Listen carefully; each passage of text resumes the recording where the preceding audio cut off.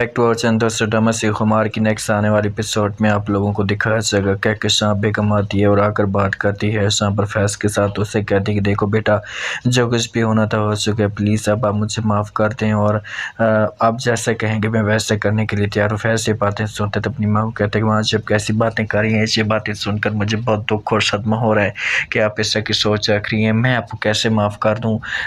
मेरा क्या हुआ है? मेरी ज़िंदगी बर्बाद हुई है, उस मासूम की ज़िंदगी बर्बाद हुई है, उसके ऊपर झूठे इल्ज़ाम लगे हैं। अगर आपने माफ़ी मांगनी भी है तो जाकर उससे माफ़ी मांगें, मुझसे आप क्यों ऐसा की माफ़ी मांग रही हैं? और मेरे दिल में ऐसा कुछ भी नहीं है। और हाँ, एक बात याद रखना, अगर वो आपको माफ़ करना चाहती है तो मुझे किसी किस्म का कोई भी इतराज़ नहीं होगा। आप माफ़ी मांगें उससे, वो माफ़ कर दे तो जी बिस्मिल्लाह। तो इससे बातें जिस वक़्त के कशां बेगम सुनती तो वो जवाब देती और कहती कि हाँ, मैं हर किसी से माफ़ी मांगूंगी, जिससे आप लोग कहेंगे मैं उसी से माफ़ी मांगूंगी।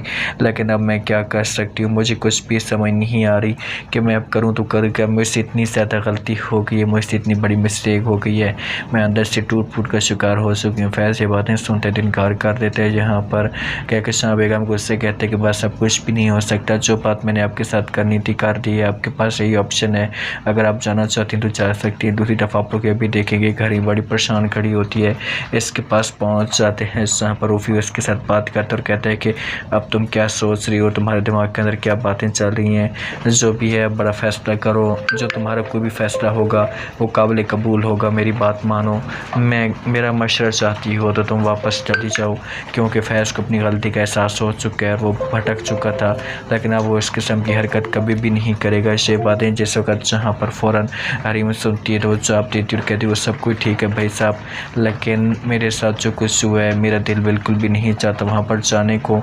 मैं कभी भी जब वो नहीं जा सकती, अगर मैं वहाँ पर गई तो मेरी वो अहमियत नहीं होगी। रूफी कहती है कि नहीं, अब वो आपको इज़्ज़त देगा, आपको मकाम देगा, क्योंकि उसे एहसास हो चुका है और कभी भी आपके साथ ऐसा धोखा नहीं करेगा।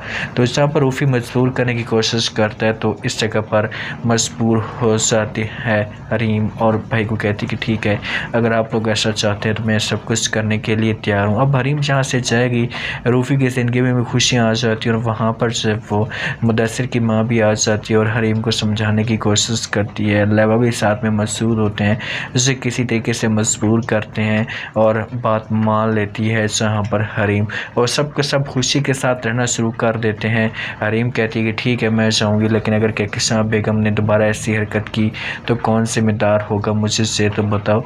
तो मुदस्सिर की माँ कहती कि नहीं, अब उसे एहसास हो चुके हैं तो कभी भी ऐसी हरकतें नहीं करेगी।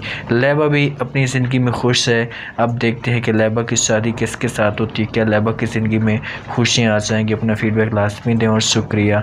अल्लाह हाफिज़। और बताएं कि क्या होगा लास्ट एपिसोड।